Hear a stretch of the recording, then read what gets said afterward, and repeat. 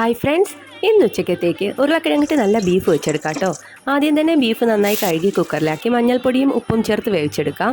ഇനി ഒരു പാനിലേക്ക് ആവശ്യത്തിന് ഓയിൽ ഒഴിച്ച് പട്ട, ഗ്രാമ്പു, ഏലക്കയും കട്ട് ചെയ്ത് വെച്ചിട്ടുള്ള സവോളയും ആവശ്യത്തിന് ഉപ്പും കൂടെ ചേർത്ത് നന്നായിട്ടൊന്ന് വഴറ്റിയെടുക്കാം. ഇതിൻ്റെ കൂടെ പരിപ്പ് കറിയുടെ വെക്കുന്നുണ്ട്. കഴുകിയ പരിപ്പിലേക്ക് തക്കാളി, പച്ചമുളക്, ചെറിയുള്ളി, ഉപ്പും ചേർത്ത് അത് വേവിക്കാൻ വെക്കാം.